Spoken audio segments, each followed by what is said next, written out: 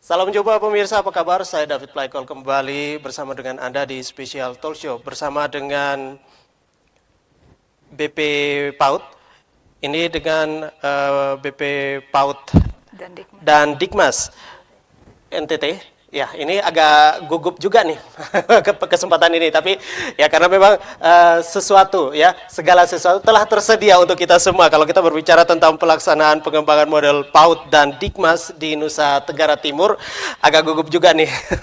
Tapi karena mencari waktu yang tepat dan saat ini beliau berkenan untuk hadir karena ini diculik sementara dari BP PAUD dan Dikmas Nusa Tenggara Timur. Ada Kepala BP PAUD dan Dikmas Nusa Tenggara Timur, Ibu Maria B. Advencia SHM Home. Selamat sore. Apa kabar Ibu? Kabar baik. Kabar baik. Selamat sore juga pemirsa di rumah. Baik. Ini BP PAUD-nya sehat selalu? BP PAUD-nya selalu dalam lindungan Tuhan. Baik. Dan pemirsa, kalau kita berbicara tentang pendidikan anak usia dini, ini berkaitan juga dengan pendidikan sebelum jenjang pendidikan dasar yang merupakan suatu upaya pembinaan ditujukan bagi anak sejak lahir sampai dengan usia 6 tahun. Ya, dan untuk kita berbicara lebih panjang lebar lagi, tadi saya sudah perkenalkan dan ini berkaitan dengan kebijakan dari BP PAUD dan Dikmas Nusa Tenggara Timur sendiri. Bagaimana juga ini tentang perkembangan sekarang BP PAUD di Nusa Tenggara Timur dalam pantauan dari BP PAUD dan Dikmas Nusa Tenggara Timur. Silakan Ibu. Baik, terkait dengan perkembangan PAUD di Nusa Tenggara Timur sendiri. Kalau kami memantaunya dari waktu ke waktu sudah mengalami kemajuan yang cukup signifikan ya. Kemudian kalau dari segi kebijakan BP PAUD dan Dikmas Nusa Tenggara Timur itu kita juga menaruh perhatian yang besar kepada pendidikan anak usia dini ini dari segi mekanisme, kemudian tugas dan tanggung jawab kami, bagaimana kami memberi kontribusi kepada PAUD itu sendiri. Tapi secara kewenangan itu sebenarnya kewenangan daripada kabupaten kota. Sementara kami ini BP PAUD dan Dikmas NTT ini adalah merupakan perpanjangan tangan dari pemerintah pusat, dalam hal ini Kementerian Pendidikan dan Kebudayaan RI, Direktorat PAUD dan Dikmas. Kami merupakan UPT daripada Kementerian Pendidikan itu sendiri. Sehingga dari segi regulasi tentunya kami lebih bersifat mengawasi, kemudian membimbing, kemudian secara standar, norma, kriteria itu yang kami jaga. Oke. Ya, ini tentunya sudah masuk nih tentang tugas pokok juga dari BP PAUD sendiri. Ini seperti apa, Ibu? Kalau tugas pokok BP PAUD dan Dikmas itu kita lebih pada bagaimana kita melakukan pengembangan model pengembangan model, kemudian bagaimana kita melakukan pemetaan mutu. Selain daripada itu, bagaimana kita melaksanakan fungsi fasilitasi, kemudian ada lagi juga kita menjalin kerjasama kemitraan dengan semua satuan pendidikan PAUD dan Dikmas yang ada di Nusa Tenggara Timur. Kemudian bagaimana kami ini melakukan itu tadi perpanjangan tangan dari pemerintah pusat yang berada di daerah dengan kabupaten kota dan juga di provinsi itu sendiri ya. Baik, ini juga berkaitan dengan pengembangan sumber daya pendidikan anak usia dini dan juga pendidikan masyarakat yang ada di Nusa Tenggara Timur. Tentunya dari tahun ke tahun ini ada peningkatan juga yang dirasakan. Tapi sebelumnya juga saya memberitahukan untuk Anda pemirsa juga nanti kita akan berbincang juga dengan Ibu Dr. Anda Haye Mintarningsih. Ini berkaitan dengan model kursus dan juga nanti ada Dr. Anda Aksamina Tayutu ini berbicara model PAUD dan ada Pak Janres Bulan juga ini tentang pendidikan keluarga dan Insinyur Doli Balo ini berkaitan dengan model Diktara. Oke, baik. Kembali ini soal bagaimana kebijakan perkembangan di Nusa Tenggara Timur, pantauan dari BP PAUD dan Dikmas NTT sendiri, tentunya setiap tahunnya ada perkembangan yang dirasakan juga. Ya, baik, untuk perkembangan PAUD dan Dikmas sendiri ya di NTT ini memang dari tahun ke tahun itu mengalami peningkatan ya, mengalami peningkatan karena memang dari pusat sendiri, dalam hal ini kami dari direktorat, kemudian kami yang ada di NTT ini, kami memberikan kontribusi, artinya memberikan perhatian yang khusus terhadap pendidikan PAUD dan juga Dikmas di Nusa Tenggara Timur. Sehingga kalau mau dilihat dari tahun ke tahun ada peningkatan. Peningkatan itu dari bagaimana kami memberikan perhatian kepada para didik, kemudian PAUD itu sendiri, kemudian dengan masyarakat, karena kami berkecimpung di PAUD dan Dikmas ya, pendidikan usia dini dan juga pendidikan masyarakat ya. Oke, jadi sejauh ini respon dari masyarakat dalam hal ini pemerintah daerah seperti apa sih? Respon dari pemerintah daerah atau masyarakat, saya rasa pemerintah sebagai yang merangkul semua komponen masyarakat, tentunya mereka sangat mendukung ya, sangat mendukung. Kemudian masyarakat juga sudah mulai tahu bahwa wah ini di sini ada BP PAUD dan Dikmas yang bisa mengayomi kita, yang bisa membantu kita gitu. Sehingga ya terkait dengan apa yang dimaksudkan ataukah hal-hal yang berhubungan dengan Dikmas itu sendiri, mereka biasanya mencari tahu lewat kami karena kami punya ULT kan.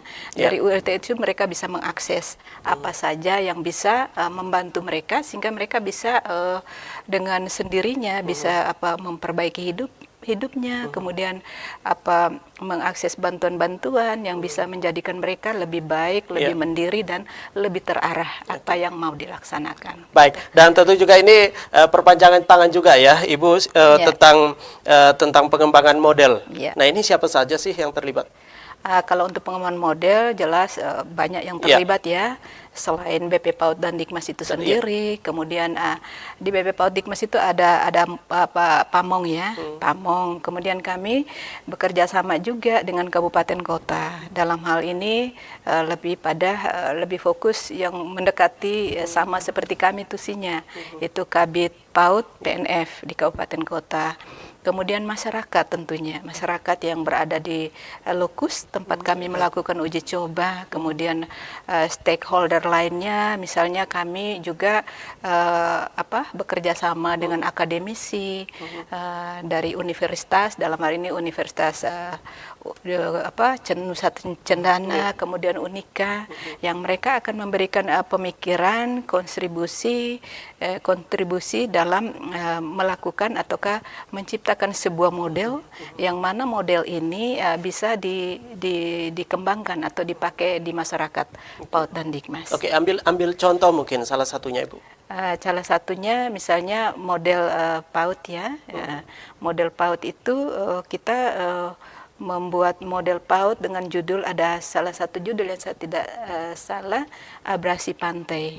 Itu bagaimana kita mengajar anak ini untuk memahami apa itu abrasi pantai, kemudian memberi edukasi juga kepada para pendidik untuk mereka memahami model itu dan mereka menerapkan kepada anak-anak gitu. Sehingga dalam pelaksanaannya anak maupun pendidik memahami tentang apa itu abrasi pantai. Gitu. Baik, tentu saja ini perkembangan Nusa Tenggara Timur. Kita melihat bersama bahwa ini perkembangannya sangat cukup pesat sekali. Ya, kita melihat sendiri tentang bagaimana kalau kita berbicara soal pendidikan secara dini ini sangat penting sekali. Apalagi kembali lagi ini dari luar negeri datang ke Nusa Tenggara Timur, pariwisatanya. Bagaimana nih respon dari BP PAUD sendiri dan Dikmas? Terkait pendidikan usia dini. Artinya ini sebagai tuan dan nyonya rumah nih, kaitannya dengan pariwisata. Pendidikan juga itu yang perlu diutamakan. Artinya kalau melihat dari segi pendidikan, yang pertama ya, pendidikan itu adalah sesuatu yang prioritas. Ya, kesiapan juga nih dari tenaga didiknya. Ya, jadi sesuatu yang prioritas, sehingga karena prioritas itu segala komponen yang terkait di dalam pendidikan anak usia dini itu harus menjadi perhatian juga, sesuatu yang prioritas juga. Misalnya bagaimana dengan guru PAUD itu sendiri, kemudian bagaimana dengan kesejahteraan guru PAUD itu sendiri. Nah, ini juga merupakan satu hal yang mau tidak mau satu keterkaitan yang tidak bisa dianggap sepele. Begitu. Dan juga kaitannya dengan bagaimana juga tugas dari pamong belajar itu sendiri. Ini kerja keras juga nih Ibu, seperti apa? Ya, tugas dari pamong belajar ini memang kerja keras mereka, karena memang itu tusi utama mereka adalah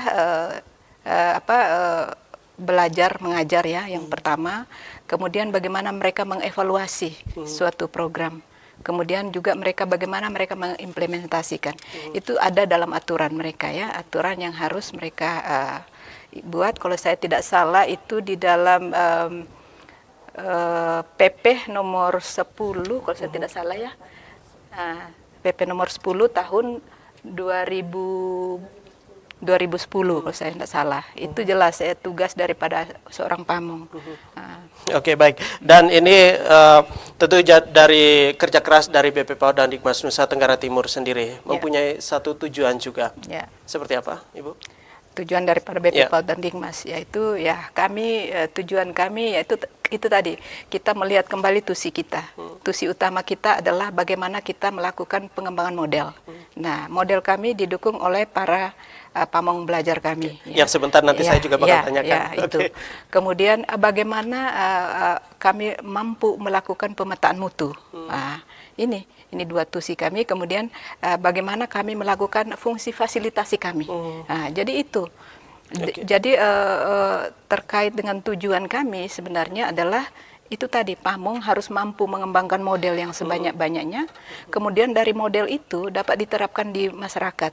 Masyarakat dapat mereplikasi itu, mengimplementasi itu dalam keseharian mereka dari apa yang BP PAUD Dikmas lakukan. Dalam hal ini yang dikembangkan oleh para pamong. Oke, tentunya kesiapan semuanya sudah berjalan dengan baik. Tetapi kembali lagi ini tentang mutu pendidikan. Kalau kita berbicara soal pendidikan anak usia dini, apa kabar nih Nusa Tenggara Timur? Kabar baik untuk pendidikan anak usia dini, karena memang saya melihat sekarang sudah gencar-gencarnya pemerintah baik dari pusat maupun sampai ke daerah-daerah, desa-desa, semua itu memperhatikan anak usia dini. Di mana pendidikan anak usia dini ini menjadi trending ya, trending topik yang memang kita harus sama-sama merupakan tanggung jawab kita bersama untuk kita jaga, kita asuh secara baik, sehingga anak yang merupakan generasi penerus bangsa ini bisa dijaga dan dikasih kontribusi yang bagus, sehingga dia menjadi tokoh yang bagus di kemudian hari. Ya, ini juga masuk dalam manfaat ya, manfaat dari pengembangan model yang dilakukan oleh BP PAUD dan Dikmas NTT sendiri. Nah, ini soal pelaksanaan pengembangan model juga, Ibu, berkaitan dengan program PAUD dan Dikmas NTT. Ini yang menjadi fokus dari BP PAUD dan Dikmas NTT sendiri seperti apa?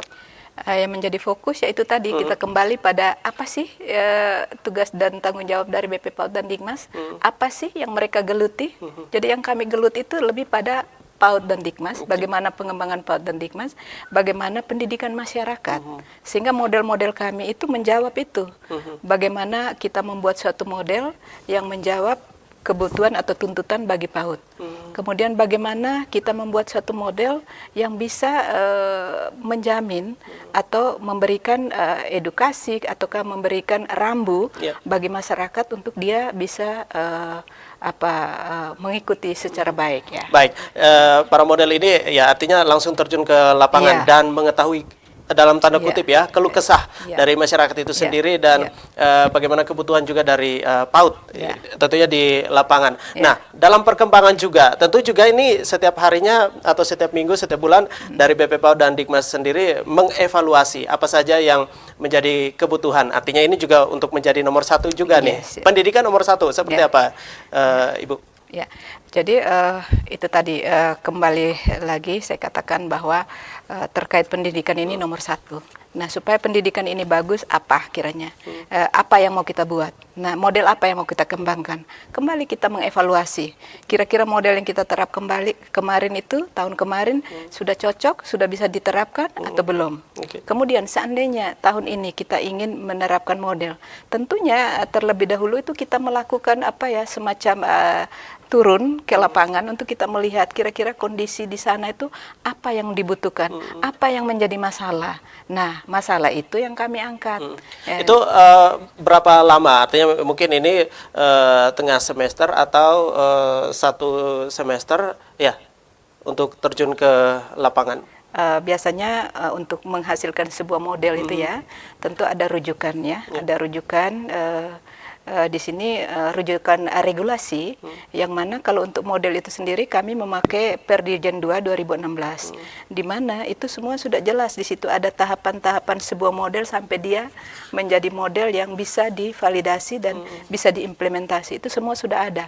Sehingga kalau mau tanya berapa lama, sebenarnya lebih pada kebutuhan itu sendiri. Misalnya ini model kebutuhan dalam satu tempat ya. Ya, kira-kira ini model ini butuh waktu berapa lama. Nah, itu juga sebenarnya ada limit, ada jangka waktu, ada limit waktu. Tetapi itu tadi kami lebih pada melihat kondisi di lapangan. Kira-kira masalahnya apa? Nah, kalau kita melihat kita melihat kondisi di lapangan di Nusa Tenggara Timur, Ibu, ini tentunya juga persoalan di setiap daerah ini berbeda. Berkaitan dengan pendidikan anak usia dini sendiri. Nah, ini tentunya juga yang paling kita lihat sekarang ini juga untuk perkembangan sekarang ini semakin cepat sekali berkaitan dengan informasi era digital ya sekarang ini ya 4.0. Nah, kembali lagi tentunya pembenahan dari BP PAUD dan Dikmas NTT sendiri juga ini artinya juga selalu mengikuti, harus berlari nih seperti arahan dari Pak Jokowi Presiden RI. Seperti apa? Ya, itu tadi berlari. Artinya kita cepat nanggap ya, kita cepat melihat masalah yang ada, bagaimana tindak lanjut kita, kemudian bagaimana kita menggandeng stakeholder yang ada untuk mencapai suatu tujuan. Misalnya seperti itu. Jadi misalnya saya contohkan, misalnya di daerah tertentu ini banyak sekali ya para guru PAUD yang mungkin pendidikannya masih sangat kurang. Nah, di sini peran BP PAUD dan Dikmas, bagaimana kami meracik kegiatan misalnya bintek atau apa yang menopang ataukah meningkatkan SDM daripada para guru PAUD begitu. Baik. Dan soal kebutuhan ini langsung masuk nih soal kebutuhan tenaga didik ya. Dalam kita berbicara soal guru di guru PAUD itu sendiri. Seperti apa sih gambarannya di Nusa Tenggara Timur sendiri, Ibu? Kalau gambaran untuk guru PAUD yang secara umum mungkin nanti sebentar saya bakal tanya juga kepada Pak Mung. Secara umum memang sekarang untuk guru PAUD itu memang banyak yang pendidikannya belum S1 ya. Tapi karena belum adanya pendidikan belum banyak yang berpendidikan S1 sehingga pemerintah itu lewat dinas pendidikan, lewat himbauan dan lain sebagainya itu meminta supaya para guru PAUD ini harus mengikuti jenjang S1. Itu yang pertama. Kemudian yang kedua, guru-guru PAUD ini kalau dulu kita dengar kan tidak ada ini insentifnya, bahkan ada yang cuma 100. Sekarang dengan kebijakan pemerintah, itu pemerintah lewat dinas pendidikan itu memberikan semacam insentif atau honor kepada guru PAUD. Nah, ini kan langkah yang bagus sehingga guru PAUD ini lebih bersemangat, kemudian lebih termotivasi untuk mengikuti jenjang pendidikan yang lebih tinggi bagi yang masih SMA, kemudian yang sudah S1 tentunya dia lebih bersemangat dalam melaksanakan tugasnya sebagai guru PAUD. Nah ini juga tentunya juga satu tuntutan juga dari BP PAUD dan Dikmas NTT sendiri keseluruhan ya untuk semuanya juga untuk tenaga didiknya ya yang masih SMA ya ini harus diharuskan untuk S1. Nah, dalam perjalanan sampai saat ini seperti apa, Ibu?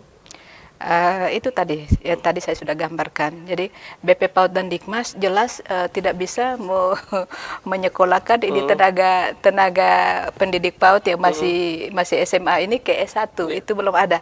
Tetapi bagaimana kami berupaya untuk membantu mereka meningkatkan SDM mereka itu sudah terus-terus setiap tahun dengan kami mengadakan itu tadi mengadakan bintek-bintek, workshop, kemudian menyertakan mereka di dalam kegiatan-kegiatan guru PAUD itu dari direktorat sendiri juga melakukan dan mereka diundang. Iya, tentu ini juga masuk dalam kebijakan juga ya. Oke, juga. baik. Dan dari hasil yang dicapai tentunya dari BP PAUD dan Dikmas NTT sendiri untuk saat ini saja ya, untuk sampai saat ini berkaitan dengan perkembangan guru PAUD saja di Nusa Tenggara Timur, seperti apa sih, Ibu?